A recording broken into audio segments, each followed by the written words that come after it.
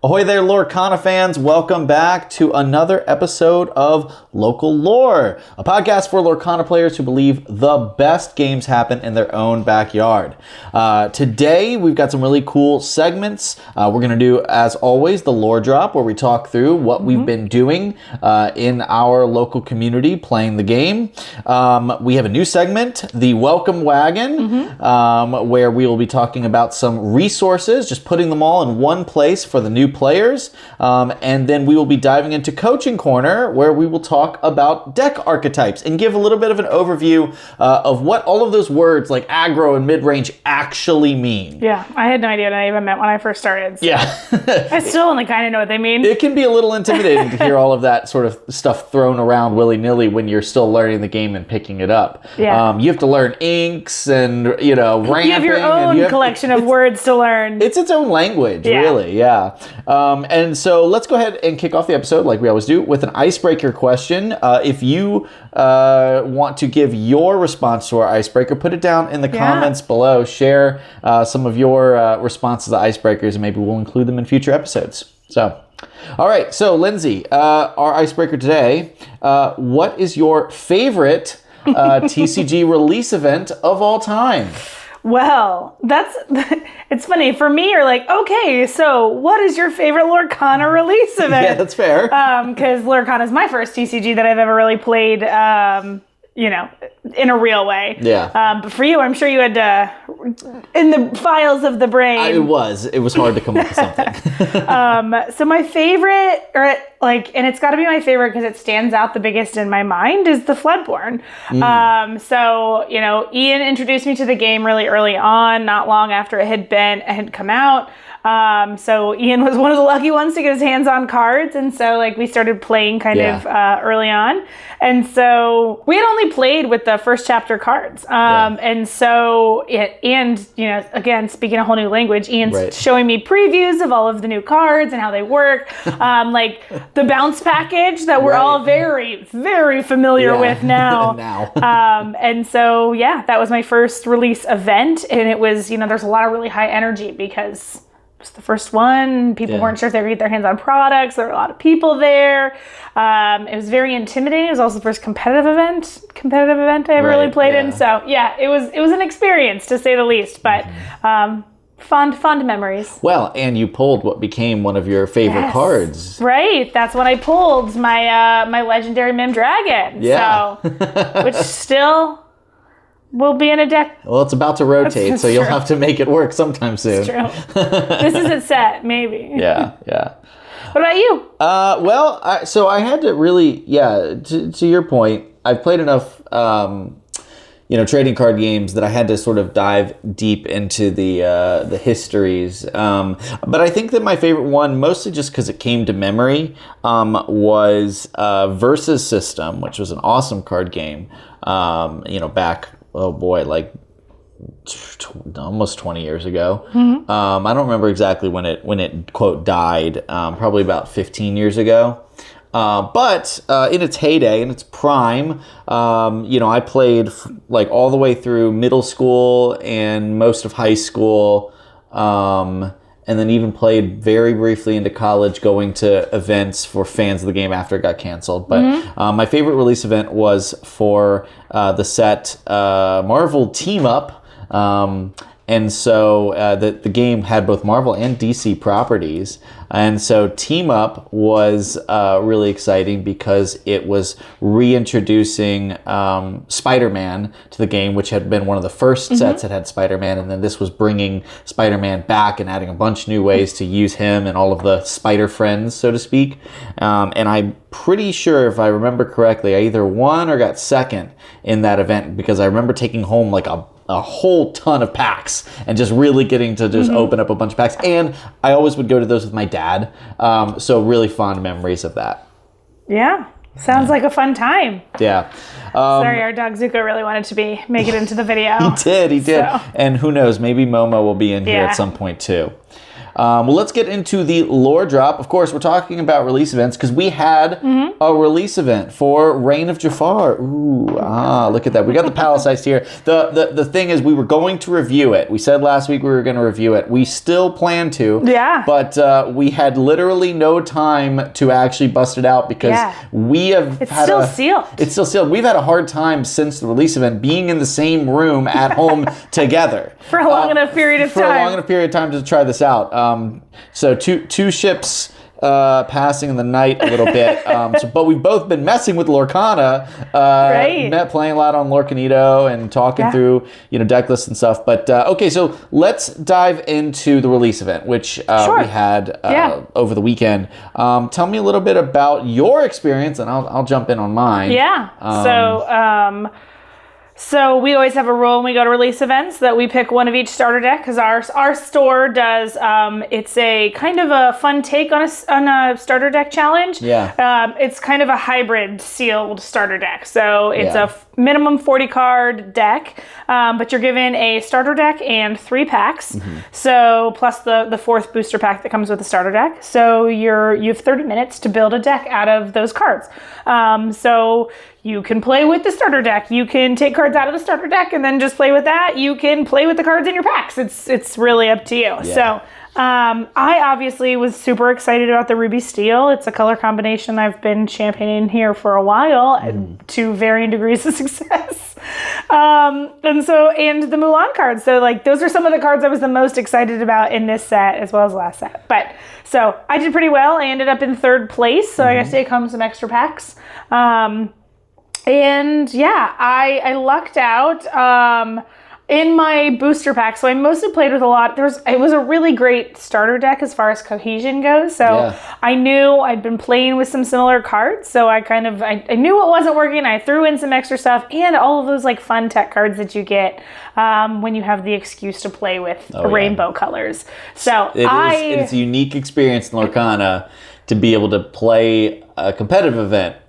Right. Competitive, but play a tournament with all the colors of the rainbow. Exactly. So, and it's always funny to me the weird combinations that you would never encounter that there's a reason why you put it right. So, especially with all the Duel Links now. Exactly. Because playing multiple Duel Links together in a deck, you got some weird stuff happening. Exactly. And speaking of, my combo for the night was I managed to pull 2 jeweled collars. Yeah. Which I think the text is anytime one of your characters is challenged, you get to put the top card of your deck into your inkwell face down and exerted. So it's a ramp card, but in a sealed or in a sealed event or at a starter deck challenge, you're limited on card draw and ink, and so the decision to so you don't have to waste the good cards in your hand, so to be able to ramp up. So I also had the new Bodyguard Mini, who is a 0/8, and every time she gets challenged, she takes on it's however much damage she has as her strength to hit back. But typically she would box some of my characters. You'd have to send 1 or 2 things into her. So that's 2 cards to ramp with. And it was great because she would just freeze the board because they're like, well, I don't want to give you any cards. So that was a cool combo. And it definitely won me some games. I had the big 7-drop Atitaya, which comes in the starter deck, who's a 7/7 that quests for 3. And so all of a sudden you challenge 2 things into mini and you can ramp real quick to 7. So. Well, and you were able to play those out so much earlier than because a lot of the players, I think they came in the starter deck. So a lot of the players that had that starter deck, were using it. But not a lot of them were able to get to it as fast as you. Exactly. So, I got to use her to take out a couple of Atitayas because by that time I could play a second one. So, it was a fun little setup. So I had a grand old time. Yeah. Tell us about your deck. You played the other. I did the Madrigal deck, and so I was running the event, quote unquote, being the judge and the organizer and stuff. So when I do that, I play, but I don't place. I'm just a ghost figure in the system, playing, but not placing, not getting prizes, anything like that, because that's not fair. But I did play a lot of games, have a lot of fun, and I think I did pretty well. We played 3 rounds. I got 1-2-0 and 2 splits. And I built my deck, obviously leaning into the Madrigal stuff, but I leaned as hard as possible into the songs, because in my packs, I pulled not one, but two, It Means No Worries, which was wild in this format when you had these big madrigals that do some crazy things when they sing. So Bruno being able to come down, the super rare Bruno that's in the starter deck, he can, whenever he sings something, you draw a card for every character you have in play, right? And then you have Alma Madrigal, where once per turn, whenever a song is sung, whoever on your board sang it readies. And it's so if you sing together things, they all ready, which is pretty crazy when you're doing things like singing Fantastical and Magical, which comes in the deck. Right. But It Means No Worries as two more in my 40-card deck, huge sing together songs, where I could set up a board where I can sing it, pull back characters from my discard pile, discount them, play them back out, and then of course, if I had Alma out, ready everything. So there were just some incredibly broken turns I had where I drew like 13, 14 cards by singing with Bruno multiple times, having a bunch of characters out, pulling things back from my discard pile. It was crazy.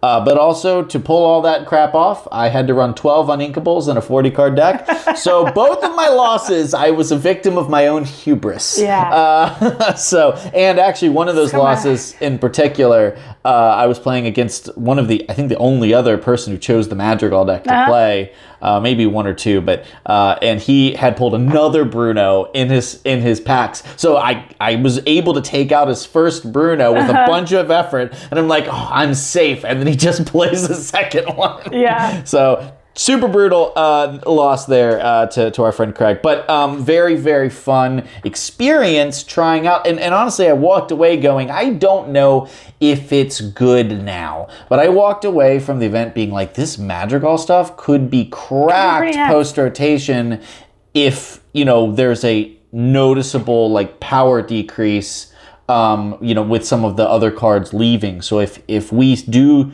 see that, typical for card games like that step down in power level when cards leave, and the Ursula Deceivers, the Zeuses, the Diablos, Maui, Hero to All, Dragons, all the Sisu, big Sisu, when all that stuff leaves, there might be space for the Madrigals to have this sort of, I have to set, because that's the thing, you have to set up and not be messed with for a turn or two in order to get those big songs off. And if that can happen, holy cow, you can just break the game wide open. It's pretty crazy. So good times.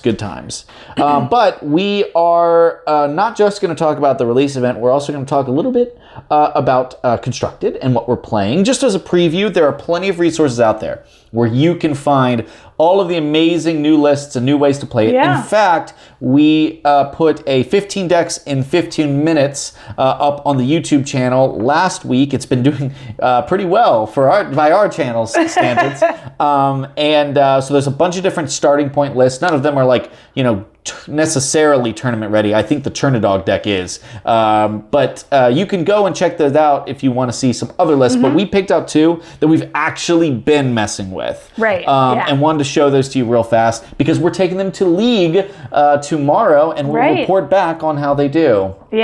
Lindsay, you want to walk us through your list? Sure. Yeah, I'm a big fan of this list. I've been playing a little bit online as well. I've lovingly referred to this deck as Punchin'. That's how men say hello, which is a fun line from the Mulan movie. And this is, if you've seen the video on the channel, I started playing around with Ruby Steel, a Mulan deck last set. But I think it's really kind of come into its own this set with the addition of the 3-drop Mushu, who gives characters Rush, with the 4-drop Stitch. So you can play Mushu on turn 3 and then turn around on turn 4, either Rush, the new Stitch card, which allows you to gain a lore and draw a card when you challenge, or the Mulan that can challenge ready characters, who has reckless, evasive, can challenge evasives, and can challenge ready characters. So there's not a whole lot she can't hit. So nobody's safe on that one. So it's a lot of fun to play. I've been having pretty good success with it. It's got a cool, it's also added the Light the Fuse. That was another card that in the sealed event, as well as I'm seeing, it's just a really great card. Very fair. It gives you almost like a couple of extra copies of Strength of a Raging Fire. Yeah. It's a little different because characters have to be exerted. But like for one cost to be able to deal that many damage. It's a nice curve filler. Yeah, exactly. Like you have to undercurve something. Well, now you have like a nice little payoff, and it's so cheap that like you can kind of get it out of your hand at multiple stages of the game. Right. Can be, great to turn around and take care of, like, in the sealed event, a lot of people were playing the Mulan that's a 2/1. So it's like, even if you only have one character, you can get rid of something with a 1 defense. Yeah. Or late game, you've got 5 characters on board. All of a sudden, you can deal 5 damage with 1 ink. So pretty strong card. I'm excited to keep filling around with it. This deck is filled in with some older cards. You've got the Robin Hood shift line, the Beast for some card draw, as well as Doc for some card draw. And utilizes both shift Mulans for some late game gnarly punches. So it is cool to see like the fact that you have like 2 different shift Mulan options. So really nobody can sit there and like leaving a Mulan up against this deck is really scary because you don't know your characters. Your ready characters might not be safe with the 7-drop Mulan, but also, you might be able to triple shot a few things with the 6-drop Mulan. Yeah. So it's just like multiple different ways to attack off of a big shift on Mulan. But the other thing that's cool, in my opinion, and that I've seen you do, is actually just like the Nothing We Won't Do. Is like as a one-off inkable, like sort of techie card, like it's a little win more, but because it's inkable, like that's not really a big deal. But like you can just really ice a game on the spot with that and a couple of the characters that can either challenge ready characters or gain lore when you challenge and stuff like that. Yeah. So it's a lot of, I'm excited to play it. I can't wait to take it to League. Yeah. So typically, in a set, Ian and I we'll play with some more fun experimental decks while we're testing out and figuring out, giving ourselves time before set champs. We have plenty of time before set champs to decide what we want to play and practice. So the first few weeks after a new set are just... You never know what you're going to get. You just have fun. That's how Our friend's building a bodyguard deck. I've heard new puppy renditions should be in our league. So really excited to see what people cook up. And I'll say this for the casual or newer players, you might look at this deck and you'd be like, okay, wow, this is a little pricey. But I don't actually think you need the Robin Hoods or Beasts. Yeah. I mean, the nice thing with this deck, you probably do need the Docs, and we'll get to this another time on the channel, but I think Doc is one of the best cards for new players to invest in right now. They've dropped in price a little bit, and they're sort of the backbone of many steel archetypes, and it doesn't rotate. Right. So, go ahead and snatch up some Docs. I think they're like $5 right now a piece. But like, if you just have that and Stitch, you're probably fine. And you can even fill in some other like less efficient card draw. You could run along the horizon. There's Queen of Hearts will rotate after this set, but Queen of Hearts was always it's a great one to run this set. Yeah. Like you said, Beyond the Horizon line. I think it's just Beyond the Horizon. I think it's Beyond the Horizon. But I keep adding the Horizon line. I have been. I just want to sing the whole song. I know, yeah. But I think that's a great. Desperate Plan is another one. It's basically Doc, but as an action. So like there are options for card draw if you don't feel like shelling out for the Beast and the Robin. Right. But I do think they're the most optimal. Yeah. Right now. For sure. But yeah. So let's talk about my list. Or rather, I should say, shout out to my friend Gibby, who he's the other contributor on the YouTube channel. This is actually, in many ways, his list, but I've changed a few things from my personal preferences and has taken some of the feedback that he's given from his initial build. So this is the generational trauma list that he's been doing, but my spin on it. So it's really 95% the same. But this is really cool. for two reasons. First is obviously exploring the new damage movement stuff here, and I'm really excited to take this to League and see how it stacks up. But it's also like, and so it has a lot of the new cool cards, especially from this set and last set. So like the dual ink Madame Medusa, and you can see that most of the 1s and 2s are set up to be able to receive that 2 damage and not die, so that you can bounce whatever their 2-drop was back to their hand and get that immediate board tempo, which is pretty cool. Obviously, like the last set's Queen of Hearts is really good because once you put that damage on, its attack skyrockets, so it's able to challenge more things or at least threaten them, so that anything that wants to take her out is going to die too. But I think the cool thing really comes in with like the 3, 4s, and 5s.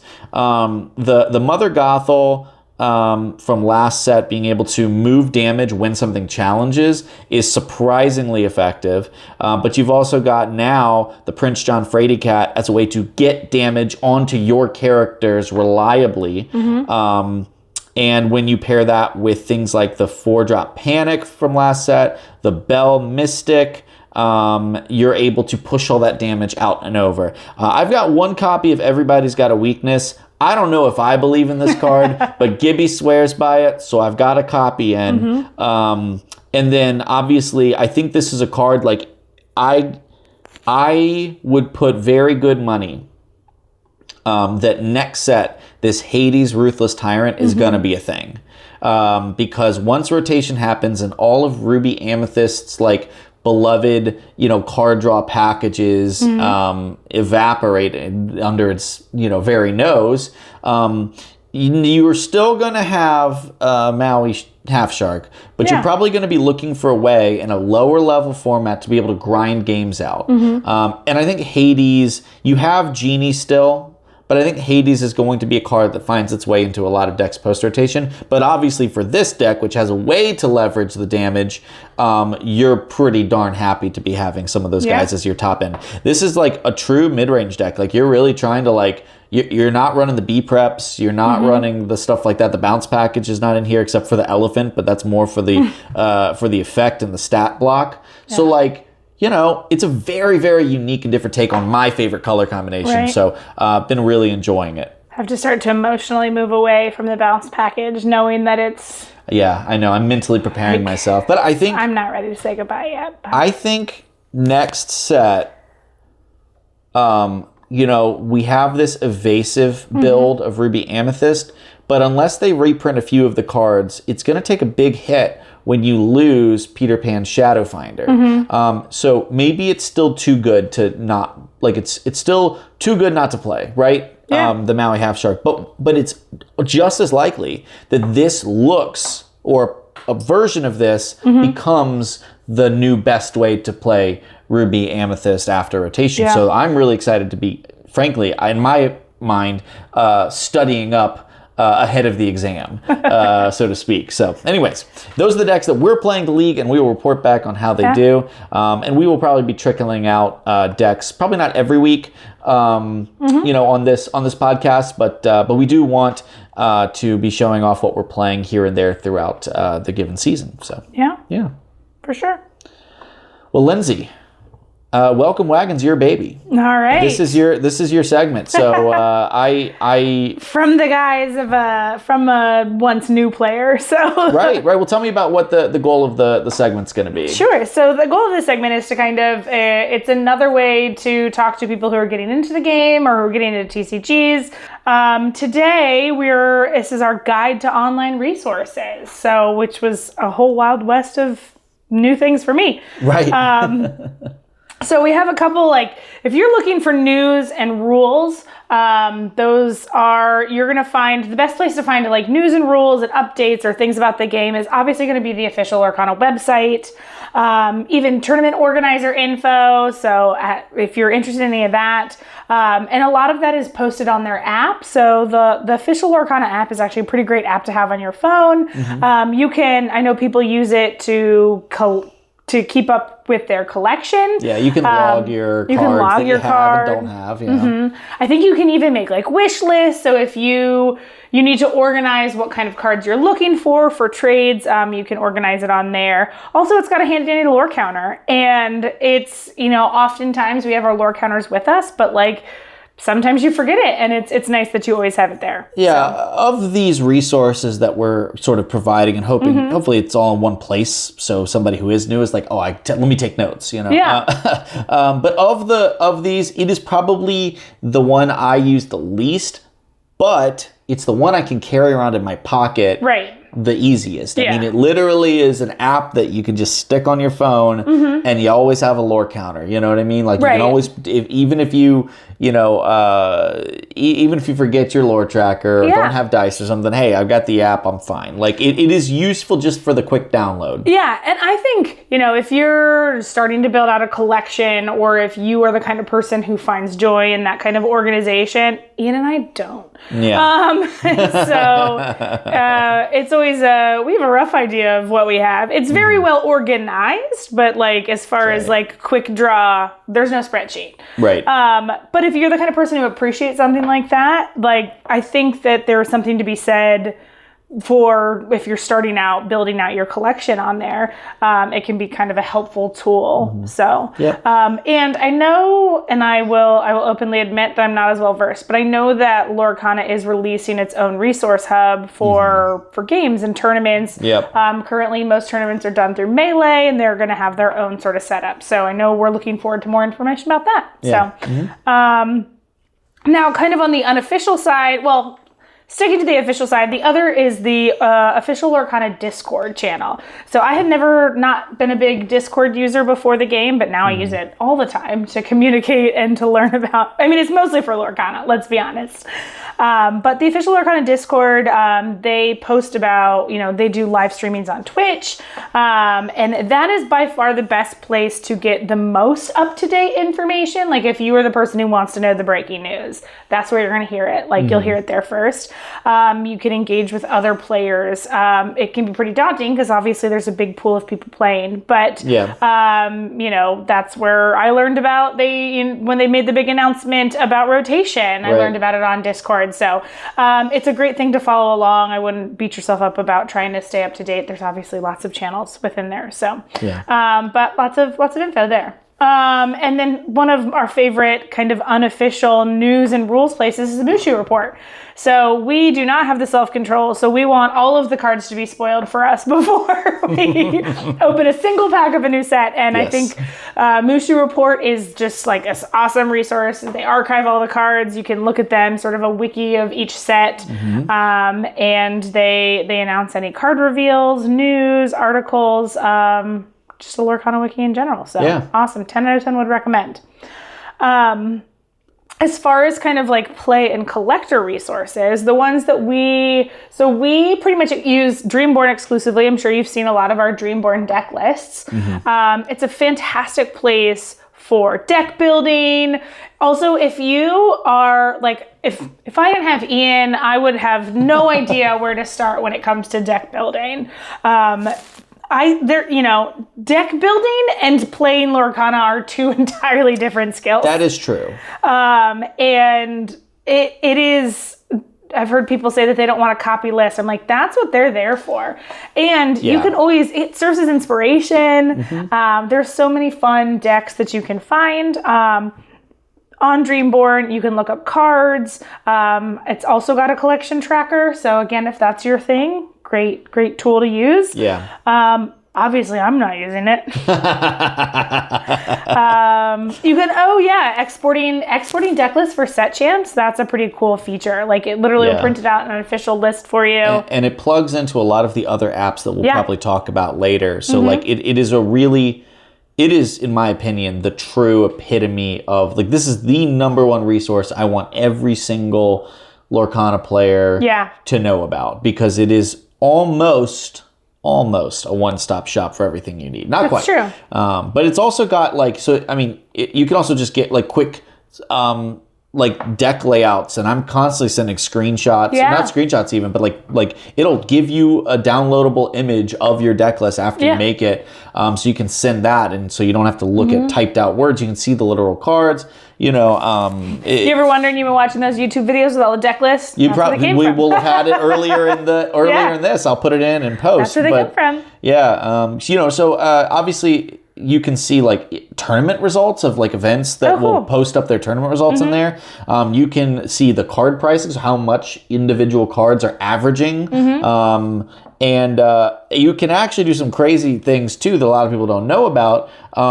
You can practice mulligans, so you can take a deck and basically there's a function where you can see the 7 cards you draw and then click them and it'll toss it back and put new ones in there. So you can kind of like what TCG players call fish bowling. Yeah. Don't ask me where it came from. I genuinely don't know, but like that's what it's called. And then there's even a really cool app that really no one knows about.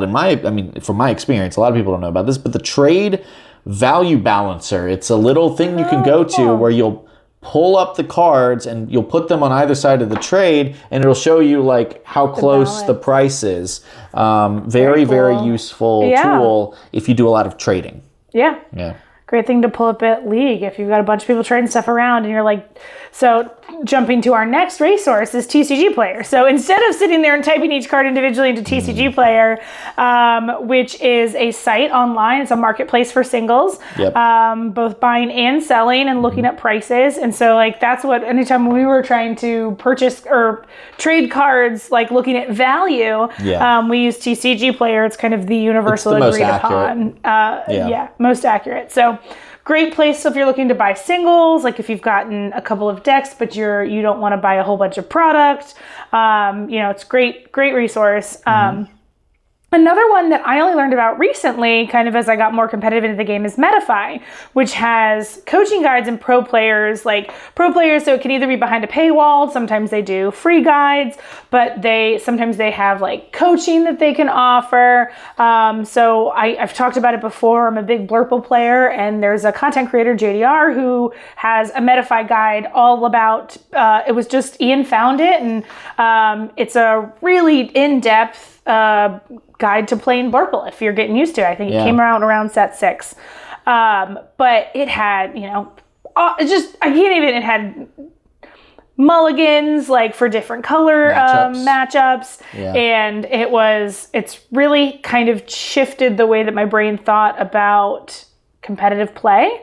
And so if you are looking to get more competitive, it's just an awesome resource. Excellent resource, especially if you're taking your game from like I am just playing whatever silly thing to I found a deck that is competitive and I really, really, really like it and I want to be really, really good at it. Figure out who the best pro player is at that thing and see if they have a Metafy guide. Yeah. I guarantee you, for a few bucks that are going back into the community, not to a corporation, like it really is worth it. And even if you're a super experienced player, like there is still benefit from getting the perspective of other players. And even like if you're a very serious, very experienced player, that's usually when I recommend like, hey, you want to level up your game, but guides and YouTube tutorials are too low for you. Get coaching. Yeah. Get coached by the best in the world. You can do that. So it's just a great resource. Again, not necessarily for the brand new player, but for that next sort of step up if you decide you like the game and you want to play competitively. Yeah, for sure. So definitely would recommend checking it out. And then the last sort of kind of play and collector resource I mentioned before is Melee. It is for tournament participation. Typically, most tournaments are run on Melee. A lot of leagues will run league play on Melee too because it will give you matching.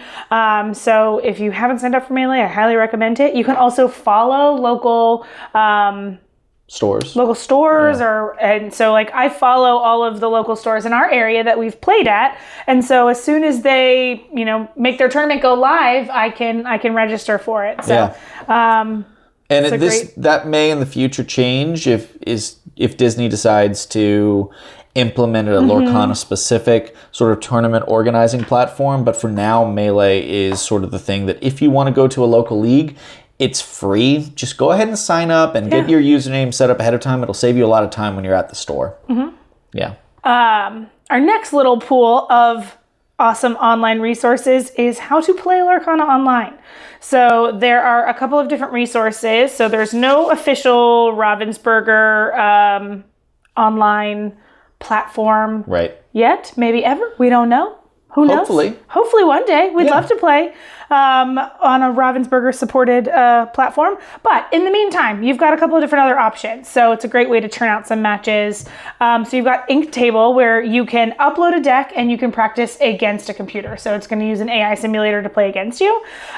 Great way to kind of get used to mulligans and practicing and kind of getting the flow of how turns can go.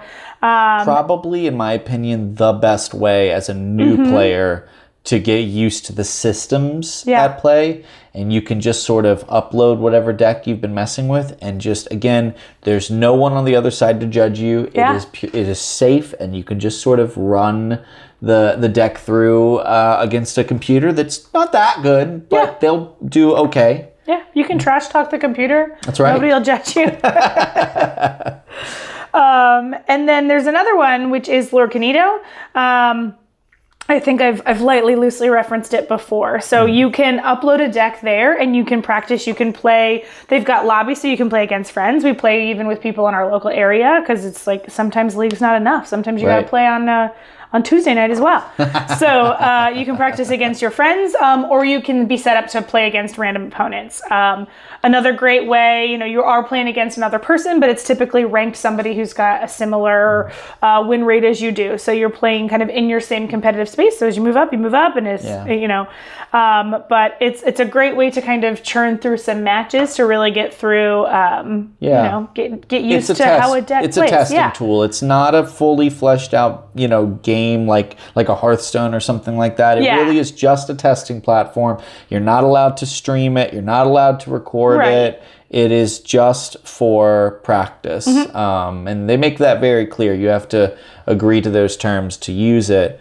But it is really handy to just, like, if you don't have a friend available at that time, you still can find an opponent. So so it is, I sip my coffee and I play Lorcanito most mornings because I just like to stay fresh. So like to test new decks, like to change out some cards, play a few other different things. So And then on the flip side, if you prefer to use physical cards and you're more of a social person, you can use Pixelborn, which is a similar way where you can pair up against random opponents or friends.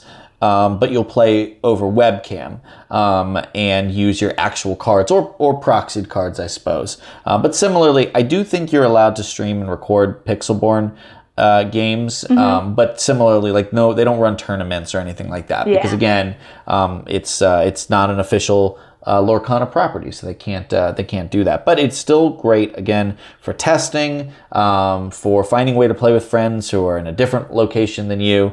That is all really helpful. So great resources. Yeah. And then, of course, don't forget, one of the best resources out there is content creators. So you've got plenty of people out on the internet shouting in the void that are eager and excited to teach you, like us and plenty of other content creators. So, give it a whirl. Most like Instagram, you like one thing, they'll feed you a bunch of other stuff. So on Instagram, I follow hashtags. I follow hashtag Disney Lorcana and Lorcana TCG and different things like that, so I can see the content that people are creating. So never forget your dear, sweet internet content creators. And a lot of them have Discord communities themselves. Yeah, exactly. So you can jump in and meet like-minded individuals. I think it's nice with content creators because you can find the creator that suits your style. If you want somebody who's more relaxed and chill, you have that. And if you want somebody who's only focused at the highest level of play, there's that. You can have the people that are the crazy, mad scientists with these wacky brews. There's people like that. So there really is something for everyone. And those tend to be the people that are the most passionate, the most excited, with the most knowledge. So you can really glean a lot from their content. So that is our our little welcome wagon guide to online resources. Yeah, so hope it was helpful. Hopefully you find some use in some of those resources. So now we'll pivot over to you, our resident coach, and for our coaching corner. So, when I first got into Lorcana, you used a lot of words I did not understand. What's aggro, control, mid-range, combo? I make this joke all the time that Ian and I talked about aggro decks, and I thought aggro meant aggressive, meaning you challenged people a lot. And so it was a whole big learning curve. So teach us more about what these different terms mean. Yeah. So the goal of this segment, from my perspective, is to clarify what the archetypes are and how they are defined, so that when you look at a deck, you can and you play a deck, you can sort of pinpoint what words to use to describe it that other players will understand. And when you hear other players using these words, you know what they mean. Because again, like Lindsay said, some of it's not intuitive. We talked about this earlier, like Lorcana and trading card games in general have their own language sometimes. So we're going to slowly start chipping away at that throughout the podcast here and there, and defining these terms for you. So I want to talk about decks because as everybody is building new decks, but they are also like looking at new decks online and getting really excited to try these new things, they may not inherently understand how the decks want to play. And that is because decks are, especially a well-designed deck, fits into one of usually 4 loose archetypes. That being aggro or aggressive, control, mid-range, and combo. And 3 of those are really easy to figure out, and the 4th one's not. But that's okay. So aggro, control, and mid-range are decks that fall cleanly on one side of the spectrum. If you can imagine an axis of over here all the way to the left is fast, and all the way over here to the right is slow. Aggro, control, and mid-range are representing the left, middle, and right of this. Aggro is a term that was sort of pulled from other trading card games, especially ones like Magic, where like what Lindsay thought, is about attacking. You have to attack your opponent. You have to take away their life points to win, right? So being aggro or aggressive means you're attacking fast and early and, unrelenting assault, trying to defeat your opponent. Now, in Lorcana, we don't win by taking out the opponent. Right. We win by collecting lore, and it's a race to get to 20 lore. But the fundamentals of I want to win this game fast are the same. An aggro deck wants to, in Magic or Yu-Gi-Oh! Or something, wants to win fast because the way to win is to attack. Right. In Lorcana, an aggro deck, the way to win is to quest to 20 super fast. So it is a holdover term from other games, but it is still sort of the most widely used thing. And so an aggro deck here is the fastest version. And so when we start examining aggro decks and determining if something's aggro or not, we say, when does this deck want to win? Is it wanting to be approaching 20 lore around, turn 5 or 6? Is it trying to, be the faster deck than all of the other decks? It's not focused on playing a bunch of late game cards. Maybe it's less focused on dealing with the opponent's stuff. That is typically meaning that it is an aggro deck. Now, control is on the other side.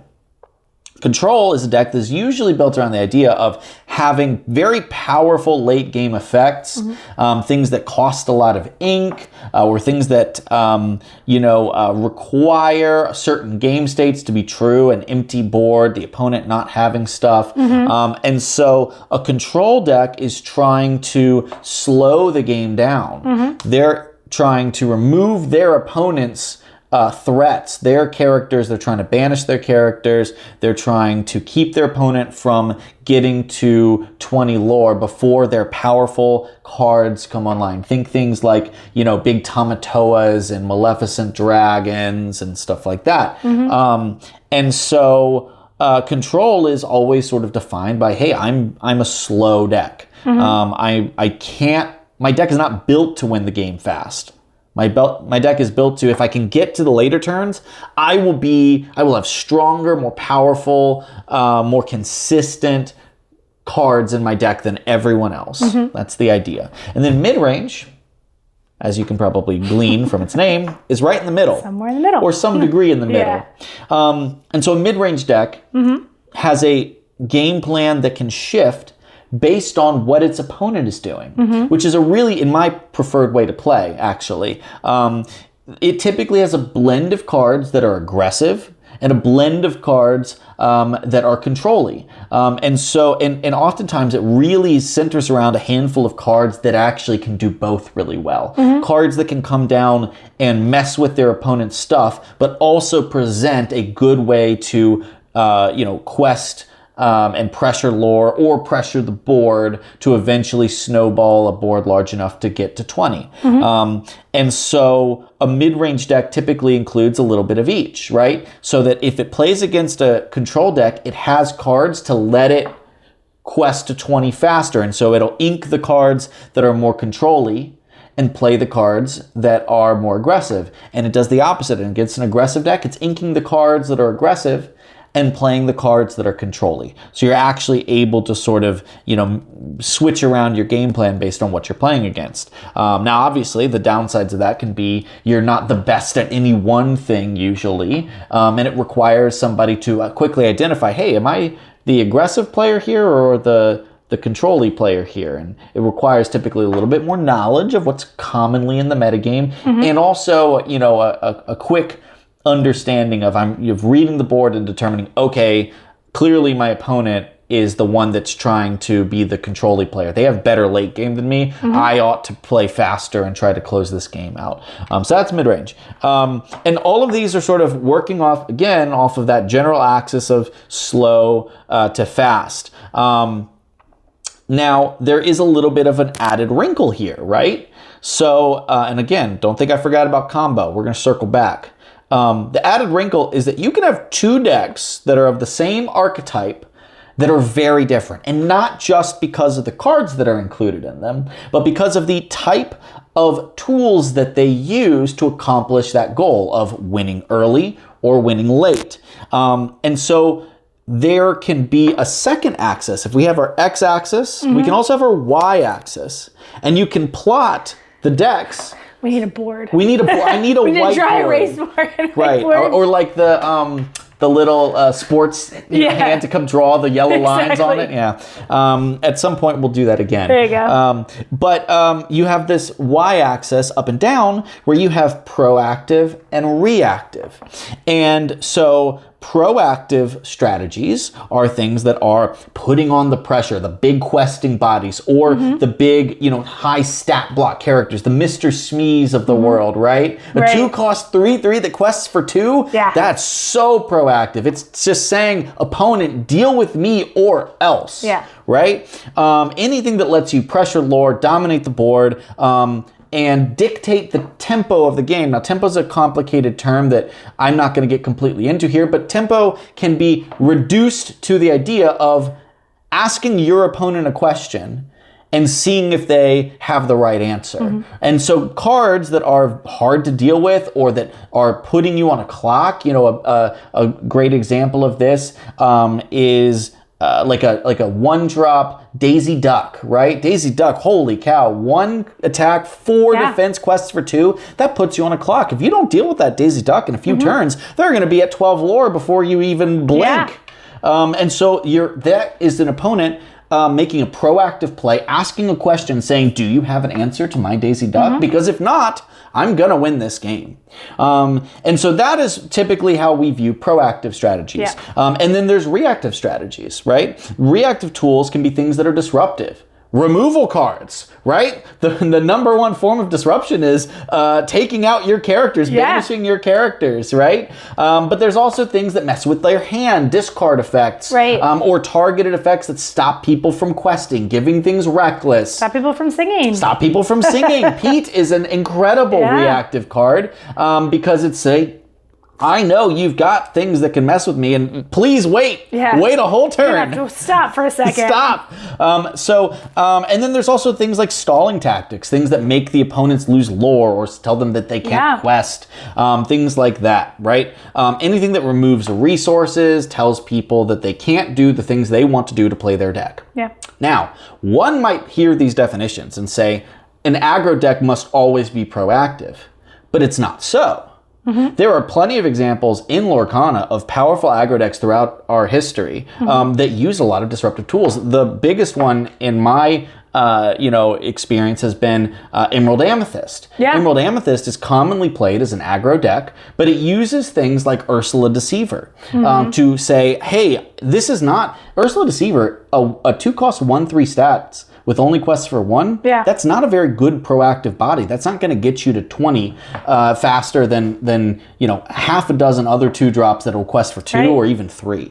But you play it to disrupt your opponent, because you know that your deck is going to be able to be more effective if you're constantly sort of messing with your opponent along the way, right? And so this tempo Emerald Amethyst, where it's not just dictating the tempo, but it's also controlling the tempo by pushing things away, right? Cloud Kicker comes down and bounces their 2 attack back to their hand. And even though that deck is not going to be quite as fast as a deck that was all proactive, it might actually have better matchups because it can disrupt decks that would normally be able to answer a deck that only just spit out little dudes and quested. And you can see the same sort of thing in how control decks, some of them are all removal. An Emerald Steel discard deck is all it's doing is sitting back. It doesn't want to quest early. It doesn't want to challenge. Yeah. It doesn't want to win a board even. It just wants to sit there with a Prince John and a Diablo and hope that they don't get messed with and go, no cards for you. Yeah. Kill all of your stuff. Yep. And so that is the most reactive. But if you look at a Ruby Amethyst control deck, a lot of that deck is getting things out. Yeah. Your opponent might quest up a little bit, but you're building a hand. You're building up this engine to close the game out once you board wipe. And so you're doing that by playing things like your Rabid stuff. A ramp deck. Ramping inherently is proactive. Yeah. It does nothing to mess with your opponent. Yeah. There's nothing disruptive about it, but it advances you towards your strategy. Right. So you can see how these decks that, aggro, mid-range, and combo can really be different from each other, even though they're trying to play at the same time of the game. Hey, I want to win fast. But a deck that wants to win fast and is purely proactive as an aggro deck might struggle against an aggro deck that has a few disruptive tools that have a few ways to play reactively against certain matchups. So keep that in mind, and this is sort of a bigger theory discussion, but I think it's important to understand the difference of, fast doesn't mean proactive all the time. Right. They're not synonymous. And you can sort of take every deck and, map them, in a mid-range deck with a nice balance of proactive and reactive. They might be right in the middle. Right? But it might be slightly more proactive than reactive, and so you'd map it accordingly. I think we need to make a chart. We need a chart. I was going to say next week we either need to make a chart. I'll just have a chart, and we won't talk about it. What we should do is have a chart. We're just going to brainstorm live on air. It'll just be there, and we won't reference it, but you'll know if you watch this episode. So we have an empty chart. We open up, empty chart. Empty chart, okay. And then I quiz you on all of the meta-relevant decks. And we plot them on based on last set. We'll go off the last set meta-relevant decks. Yeah. And you plot them and you explain why. That sounds like fun. Let us know in the comments if that's interesting to you. All right. And then the last thing I just want to throw out there is combo. Yeah. Combo is this, ugly stepchild. It's an ugly duckling because it is hard to define. And I've played enough trading card games where I've kind of come to this. First off, I've come to the realization I hate playing combo decks. I am averse to the idea. Combo typically is a deck where your win condition is something that, if all of these pieces are aligned, is nigh inevitable. Mm-hmm. It's something where you really only play a combo deck if you can be fairly certain that, should all of those prerequisites come into place, that you will win the game. Mm-hmm. And that's typically something where there's a lot of bad combo out there, where they're like, whoa, what if all of these crazy things come together and stars align. If the stars align and you're never disrupted and everything goes according to plan and you don't play an aggro deck, which can win by turn 5, then I can do this cool thing. But there's plenty of examples of combo decks over Lorcana's existence and even further, where the combo is maybe not so on the nose, like broken, but it puts a sense of inevitable doom onto the board. This is things like last set's pre-ban Sapphire Steel Oswald deck. Sure, yeah. Right? And that was a deck that, again, if undisrupted, Oswald will just, spit out all of these items. It would... And it only, that deck in particular, often did not feel the need to really interact with the opponent at all until it could play the Tamatoa with 11 and a half items out there, including 2 Lucky Dimes, and just quest for 20 in one turn. Yeah. So that's a combo deck. But how do you map it on the board? Right. Now, it is certainly possible for combo decks to be fast. Just rare. Right. And the few circumstances where combo decks are fast, those are typically the decks that get banned, or they're the decks that are so wildly inconsistent because you would need all of these things to come together early on. Right. So a lot of times combo decks are slow, but not always, and the degrees of slow are varied. They are rarely slower than control decks because they have to dedicate tools to putting the combo together. And so if they have to wait till after the control deck, which is like, hey, I got to turn 9, now I'm just slamming dragons and Tamatoas all day, they're gonna lose.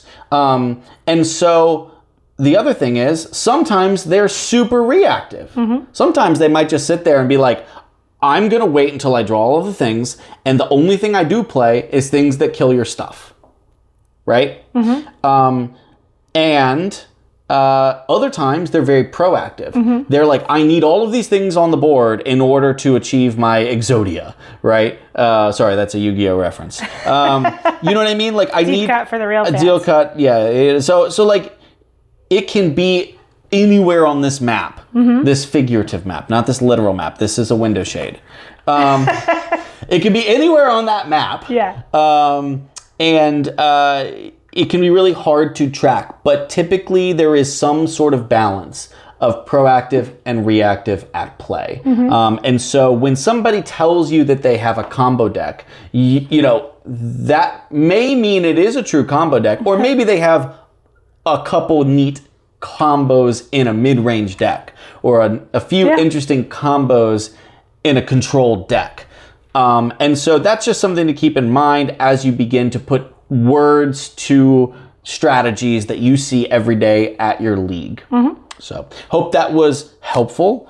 Hope that was interesting. And again, if you have questions about this or any other topics, put them down in the comments and we will, if you have a question, it doesn't have to be about this. If you say, Ian and Lindsay, how the heck do you know whether to quest or challenge on a given turn? Oh boy. We'll tackle it. Whatever. An episode by itself. Probably so.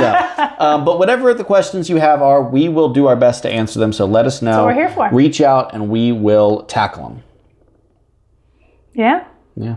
I think that's it. I think so. Couldn't say it better myself. Oh, well, that's all right. So let's get out of here then. So just letting everybody know, next week we will do the promised Palace Heist review. We're very excited to try this out. And we're also hoping to tackle some rotation-proof budget builds for new players that are just getting into the game, or if you have a friend and you don't know what to recommend to them. We're trying to make some recommendations that are, in the $50 range for singles, maybe a little more, maybe a little less, but also are mostly comprised of cards that are not going to rotate. And so we're going to do our best to put some options together to show off next week. And then Lindsay is going to give us some insight on finding a local game store that fits your style. Right. So All right. Don't forget to follow, subscribe, comment, leave a like on the video, and of course share with your friends. Lindsay, do you want to shout out your new Instagram page? Yes. So I set up an Instagram page to kind of help support some of the content that we're putting out here, reach maybe a different audience. I am a millennial at heart, so Instagram is my social media platform of choice. So we're just having a lot of fun making content, being silly, goofy kids. Yeah. So check it out. It's at Local Lore Linz. We'll put it down in the description. One of my 12 new followers. There we go. Hey, you got to start somewhere. Gotta start somewhere. All right. Well, thank you everybody for watching, and we will see you on the next episode of Local Lore. Bye. Bye, friends.